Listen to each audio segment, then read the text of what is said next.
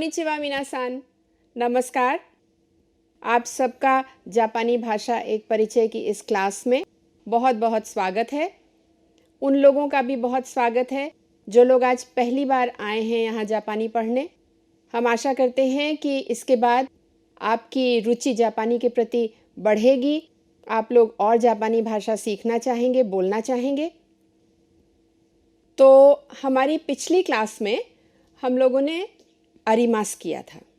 अरिमास यानी कि जब आप किसी चीज़ को किसी जगह पर दिखाते हैं, ये बताना चाहते हैं कि वो वस्तु वहाँ पर मौजूद है, तो उसी को हम लोग आज आगे बढ़ाएंगे, जिसके साथ हम अरिमास का प्रयोग करेंगे और हम लोग कुछ नया करेंगे।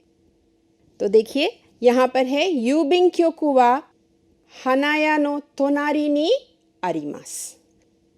तो हम लोग लोकेशन करेंगे, किसी को ध्यान में रखते हुए किसी और वस्तु के बारे में बताएंगे कि वो कहाँ है। जैसा कि हम लोग हर बार करते हैं, सबसे पहले हम एक ऑडियो सुनेंगे और फिर देखेंगे कि उसमें हमें कितना समझ में आया है। すみません、銀行はどこですか？あそこの白い建物の後ろにあります。白い建物はデパートですか？いいえ、白い建物はデパートではありません。あのビルは図書館です。ああ、ありがとう。 तो अभी आपने ऑडियो सुना, उसमें जो आपने पिछली बार किया है अरिमास, वो तो है ही, उसके साथ कुछ नया है। आइए देखते हैं कि क्या नया है। ये काइवा है मीरा-सान और तनाका-सान के बीच का। सुमिमासेन, गिंको वा दोको देसु का? यानी कि गिंको कहाँ है? आसोको नो शिरोई तातेमोनो नो उशिरो नि आरिमास। आसोको आपको मालूम है, वो वहाँ पर आसोको नो शिरोई तातेमोनो, यानी कि वो तातेमोनो जो वहाँ पर है उसके पीछे है। उशिरो नया शब्द है और तातेमोनो नो उशिरो, तातेमोनो के पीछे मौजूद है। शिरोई तातेमोनो वा डेपार्टो देसु का? मीरा-सान दोबारा पूछती हैं कि ये जो सफ़ेद बिल्डिंग है, ये क्या डिपार्टमेंट स्टोर है? इए शिरोई तातेमोनो वा डेपार्टो दे वा आरिमासेन। डिपार्टमेंट स्टोर नहीं है। आनो बीरु वा तोशोकान देसु। अब आनो वो यहाँ इसलिए प्रयोग कर रही हैं क्योंकि दोनों जने देख रहे हैं कि कौन सी बिल्डिंग है और उस बिल्डिंग के बारे में दोनों को पता है, इसलिए आनो बीरु वा तोशोकान देसु। बीरु का अर्थ है बिल्डिंग, तो मीरा-सान अरिगातो कह देती हैं। ये जापानी में है आपके लिए। गिंको, तातेमोनो, उशिरो, तोशोकान, ये सब कांजी में लिखा है। आपको पहचानना अभी आना चाहिए कि किस चीज़ की कौन सी कांजी है। ये एक्सप्लेनेशन है उसका, आप पढ़िए और इसको समझिए। आज जो नए शब्द हैं वो हम आपको कराते हैं। तो देखिए, ये किताब है। पेन वा होन नो उए नि आरिमास। पेन वा होन नो शिता नि आरिमास, यानी कि इसको जब आप देखेंगे तो ये कहाँ पर है, इसके रिलेशन में ये यहाँ पर है। पेन वा होन नो शिता नि आरिमास।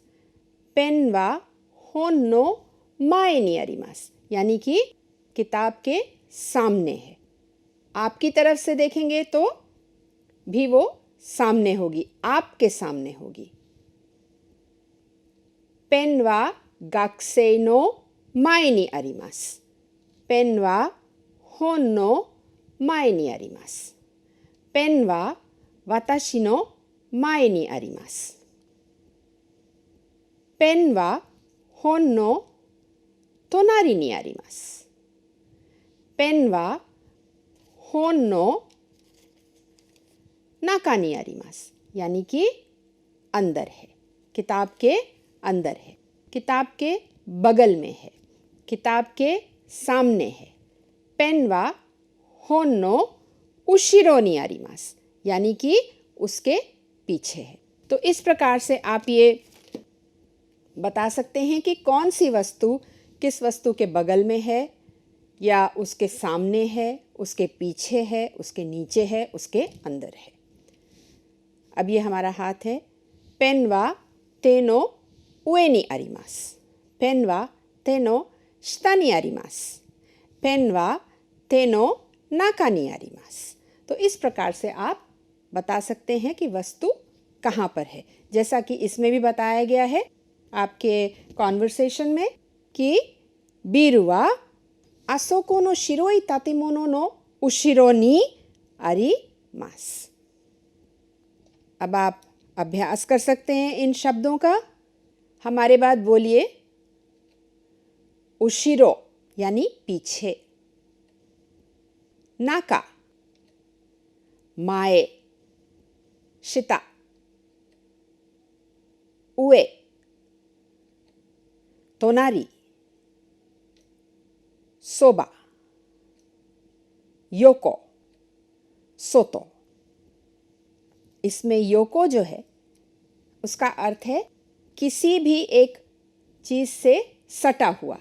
यानी कि आप देखेंगे कि दीवार है, दीवार के सहारे से कोई साइकिल खड़ी है तो काबे नो योको नि आरिमास।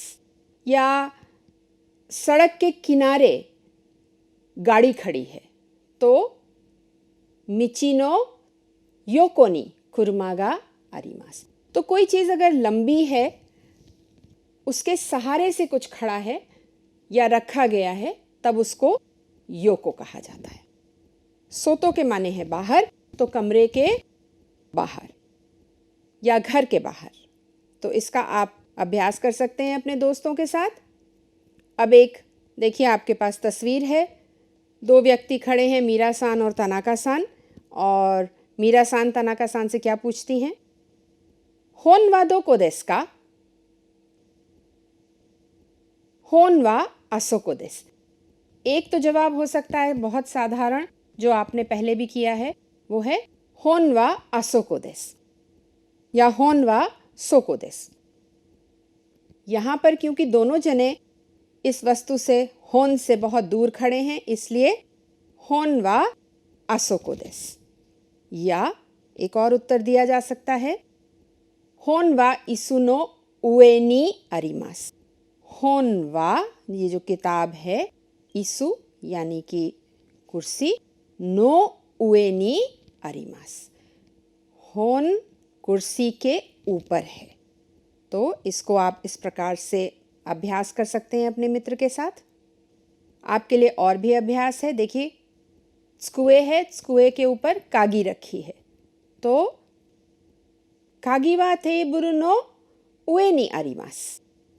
कागी वा दोको देसु का? कागी वा तेबुरु नो उए नि आरिमास। अब ये बताइए कहाँ पर है? अभी आपने किया है, ये क्या है? हाको। तो हाको वा दोको देसु का?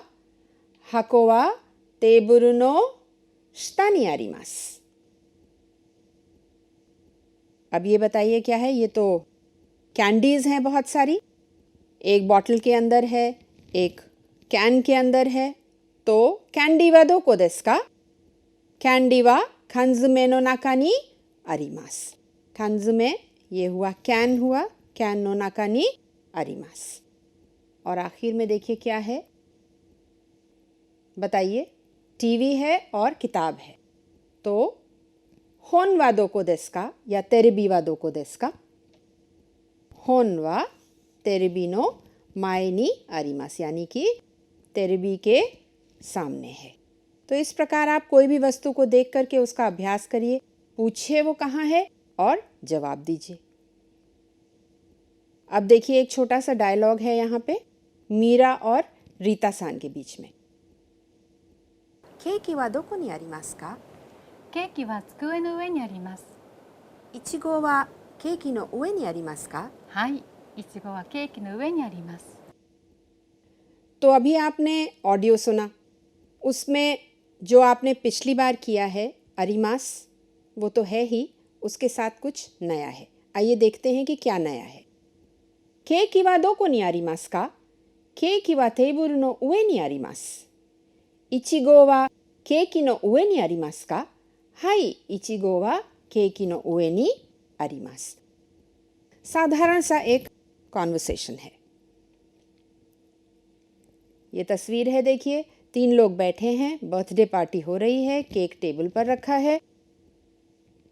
केक वा दो को देस का? केक वा टेबल नो उएにあります。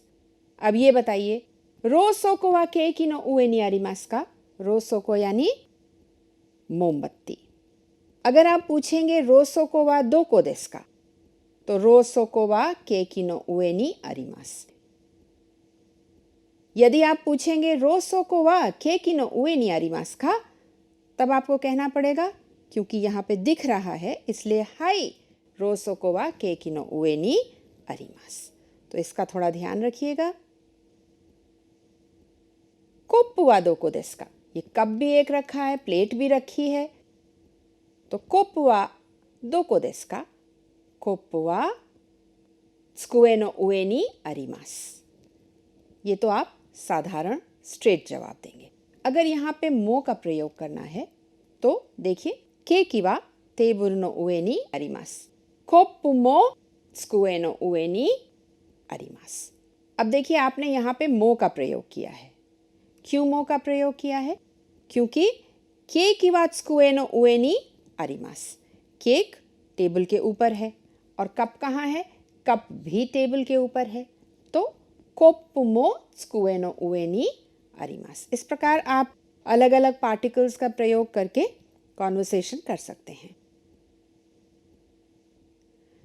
अब देखिए ये क्या है?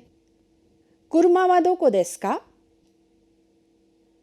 असोको देस या सोको देस। एक तो जवाब ये हो सकता है। दूसरा क्या हो सकता है? कुरमा वा गेंकान नो माएにあります। गेंकान यानी कि दरवाज़ा, मेन जो दरवाज़ा होता है उसको गेंकान कहते हैं। कुरमा वा गेंकान नो माएにあります। माए माने सामने।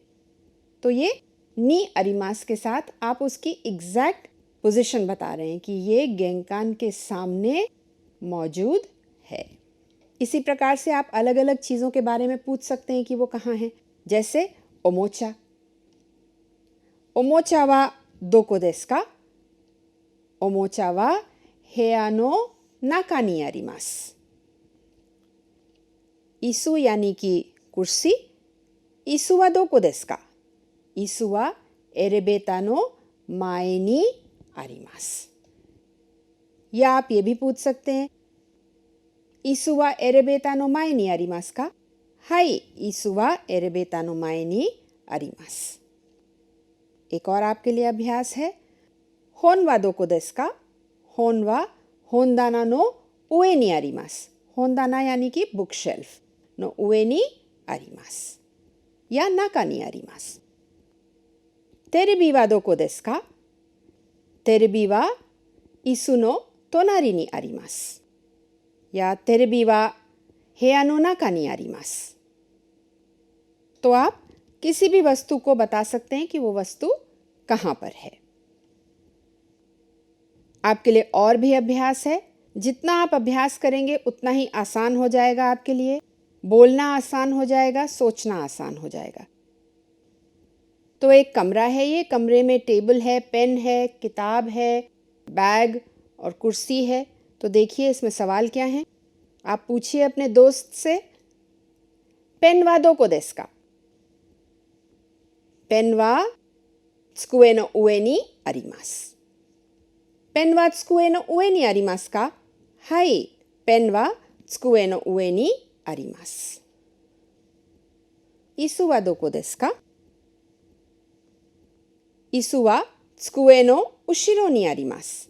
यानी कि इसके पीछे है। ईसु कहाँ पर है, चेयर कहाँ पर है, इसके पीछे है।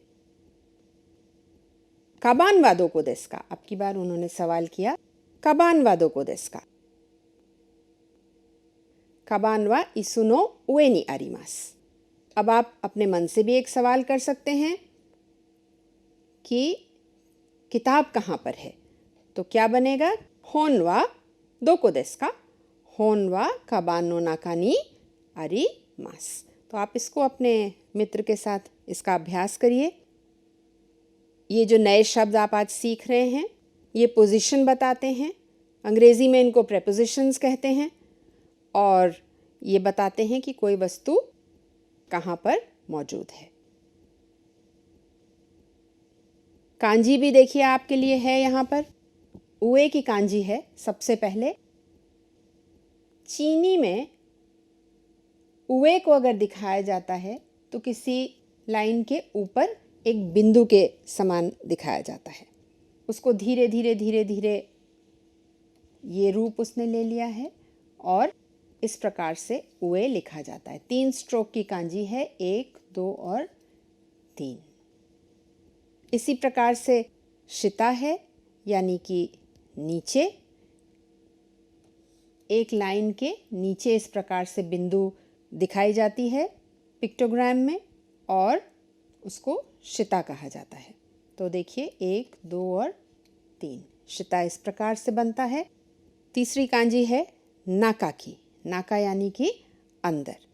तो ये स्क्वायर को जो है, ये जो स्क्वायर है इसको हम रेक्टेंगल बनाते हैं और उसको बीच में से डिवाइड कर देते हैं। तो ये आता इस तरीके से है कि कोई भी अगर बड़ा बोर्ड है उसको बीच में से आप आधा कर दीजिए तो ये नाका की कांजी बनती है। इसका एक और अर्थ है बीच में से, तो इसलिए इसको नाका कहा जाता है। बहुत सिंपल कांजी है। आज आपने ये शब्द भी किए हैं तो इनको आप करिए और इनका अभ्यास करिए। इनसे देखिए आप कोई नया शब्द बना सकते हैं कि नहीं, कोई जापानी नाम बना सकते हैं कि नहीं। तो जैसा कि हर बार हम लोग एक नया मुहावरा सीखते हैं, देखिए आपके सामने लिखा हुआ है तातामी नो उए नी सुइरेन। तातामी नो उए नी सुइरेन। इसका क्या अर्थ हुआ? अर्थ भी आपको दिया हुआ है। यहाँ पर ये दिया हुआ है तातामी। तातामी जापानी चटाई को कहते हैं, क्योंकि जापानी घर जो हैं कंक्रीट के नहीं बनते हैं, कंक्रीट की फर्श नहीं हो सकती है उनमें, इसलिए उन पर लकड़ी की फर्श बनाई जाती है। और लकड़ी की फर्श क्योंकि कड़ी होती है तो उस पर चटाइयाँ बिछाई जाती हैं। पुराने ज़माने में तो बहुत मोटी मोटी चटाइयाँ बिन करके बिछाई जाती थीं जिससे कि बैठने में सुविधा हो। अब उसको बहुत अच्छी तरीके से बुन करके और फ्रेम करके उसको ततामी का रूप दिया गया है और इसी ततामी के साइज़ से आप कमरे का साइज़ बता सकते हैं। अगर आपको कोई कमरे का साइज़ जानना है तो उसमें पूछा जाता है कि कितने ततामी का कमरा है। तो ततामी नो उए, अभी आपने ये कांजी भी करी है, ये शब्द भी किया है। उए नी, ततामी नो उए नी, ततामी के ऊपर सुई रेन, यानी कि तैरने का अभ्यास करना।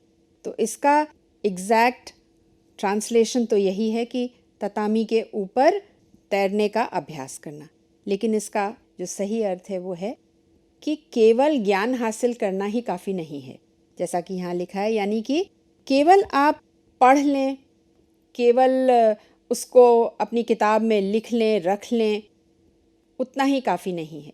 अगर आपको तैरना है तो खाली हाथ से स्ट्रोक्स करना या हाथ से खाली उसका एक्शन करना या घर में बैठ कर के कुर्सी पे या ज़मीन पर प्रैक्टिस करना, इससे तो आप कभी भी तैरना सीख नहीं पाएंगे। क्योंकि असल में जब आप जाएंगे वहाँ पानी में तो वहाँ क्या होगा ये ज़रूरी है। तो असल में कोई भी चीज़ जो है सीख करके उसकी प्रैक्टिस करना बहुत आवश्यक है। उसको सीखना है, प्रैक्टिस करना है और एक ही बार प्रैक्टिस नहीं करना है, बार बार लगातार प्रैक्टिस करना है। जैसे कि अगर आप गाड़ी सीखते हैं तो किताबों में, नेट पे तो तमाम तरीके हैं कि आप गाड़ी सीख लीजिए, चलाना सीख लीजिए, व्हील पे बैठिए, ऐसे ब्रेक लगाइए, इस प्रकार से एक्सेलरेशन दीजिए। लेकिन जब असल में आप सड़क पे जाते हैं और वहाँ जा कर के गाड़ी चलाते हैं तो समझ में नहीं आता है कि इधर से गाड़ी आ रही है, दाएं से आ रही है, बाएं से आ रही है, कोई सामने से आ रहा है। तो कैसे चलाई जाए, तो आप घबरा भी सकते हैं। इसलिए सीख करके उसका अभ्यास करना अति आवश्यक है। यही इस कोतोवाज़ा का अर्थ है और हमारे लिए इसलिए ये बहुत ज़रूरी है क्योंकि हम जापानी सीख रहे हैं। जापानी सीख करके केवल उसको किताब में रख के बेकार है। उसका अभ्यास करिए, मित्र के साथ करिए, किसी जापानी से करिए, बोल के करिए, तभी आपको बोलना आएगा, तभी आपको लिखना आएगा, तभी आपको पढ़ना आएगा। तो इस कोतोवाज़ा को बहुत ध्यान में रखिए। तो ये है ततामी नो उए नि सुइरेन। आज आपको एक नई चीज़ बताते हैं। जापान में बहुत सारे फेस्टिवल्स मनाए जाते हैं, बहुत पर्व मनाए जाते हैं वहाँ पे। उनमें से एक पर्व है हनामी। अब हनामी क्या है? हना और मी को मिला करके हनामी बनाया गया है। हना आपको पता है कि फूल को कहते हैं और मी कहते हैं देखना। तो हना को, फूलों को देखना, फूलों को एंजॉय करना, फूलों के साथ रहना, यानी कि नेचर के साथ रहना, प्रकृति के साथ रहना, प्रकृति को देखना, उसको महसूस करना, उसका अनुभव करना, ये इस फेस्टिवल का, ये इस मात्सुरी का मेन मकसद है। हनामी। और हनामी क्या है ये देखिए। हनामी जो है वो फूलों से तो एसोसिएटेड है ही, ख़ास करके सकुरा जो फूल होते हैं, बहुत प्रसिद्ध फूल हैं जापान के, उससे एसोसिएटेड है। अब ये बहुत पुरानी उनकी प्रथा है, कम से कम 1200 साल पुरानी प्रथा है। और ये रॉयल फैमिली के लिए ज़्यादा थी कि वो लोग जाएं, बहुत जाड़े के बाद बसंत ऋतु में जाएं और जाकर के फूलों के बीच में कुछ समय बिताएं। इसलिए कि जाड़े में आप घर में रहते हैं, बहुत बर्फ़ पड़ती है, मौसम ठंडा होता है, आना जाना कहीं हो नहीं सकता है, कठिनाई होती है। तो इसलिए जैसे ही बसंत आता है, फूल आते हैं, तो उनको देखने के लिए राज्य परिवार जो है पुराने समय में जाया करता था। और फूल, क्योंकि गुलाबी फूल उस समय जाड़े के बाद मोमो के फूल यानी कि प्लम के फूल और आड़ू के फूल जो हैं वो सबसे ज़्यादा उस समय होते हैं, तो उनको देखने जाया जाता था। आज से 1200 साल पहले करीब प्लम के फूलों को देखने की प्रथा ज़्यादा थी।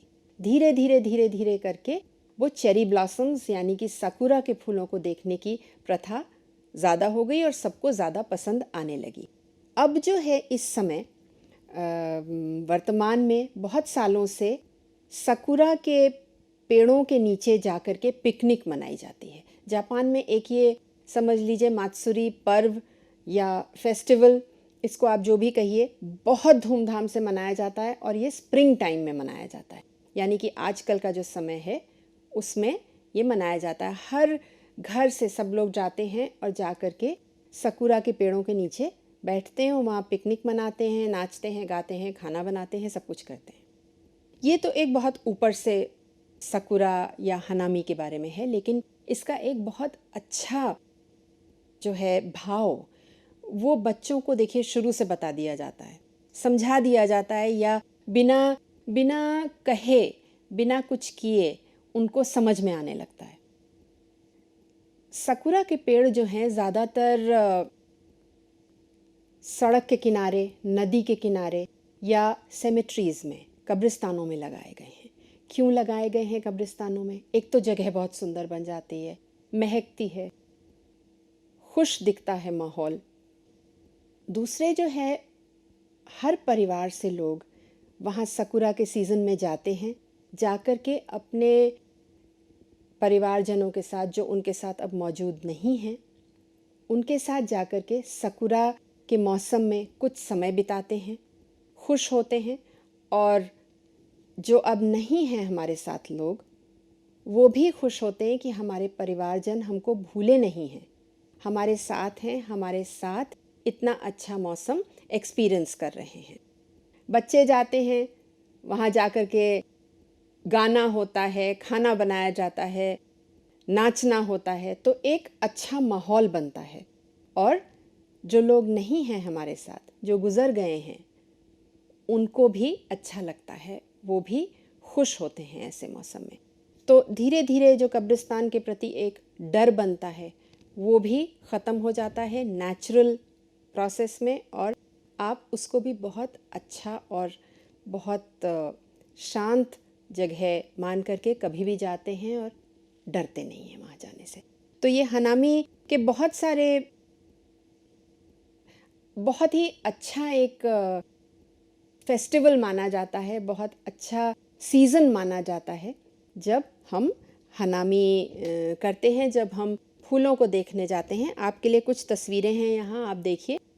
हनामी के नीचे देखिए किस प्रकार से ये लोग बैठे हैं यहाँ, और अपनी अपनी चटाइयाँ लेकर के बैठ जाते हैं इन गुलाबी फूलों से लदे पेड़ों के नीचे, और वहाँ खूब मज़ा करते हैं। हनामी से एक और चीज़ याद आती है, सकुरा जो गुलाबी फूल है, इसकी मिठाइयाँ भी बनती हैं और इसकी चाय भी बनती है। आपको लगेगा कि चाय क्या है, लेकिन हाँ, पीने में बहुत अच्छी लगती है। नेचर से आप बहुत करीब हो जाते हैं और बहुत अलग टेस्ट आता है। तो ये एक छोटा सा हनामी का इंट्रोडक्शन है आपके लिए। अगली बार आपको और तस्वीरें दिखाएंगे और बहुत कुछ बताएंगे हनामी के बारे में। और इसी के साथ आज हम लोग अपना क्लास यहीं पर ख़त्म करते हैं, और जो आज हमने किया है वो आप घर जा कर के अपने मित्रों के साथ, अपने पार्टनर के साथ जा कर के उसका अभ्यास करिए। ज़ोर से अभ्यास करिए जिससे आपको सुनाई पड़े कि आप क्या कह रहे हैं। और हनामी के बारे में नेट पर देखिए कि और कितनी सुंदर तस्वीरें हैं, और क्या क्या किया जाता है हनामी के समय।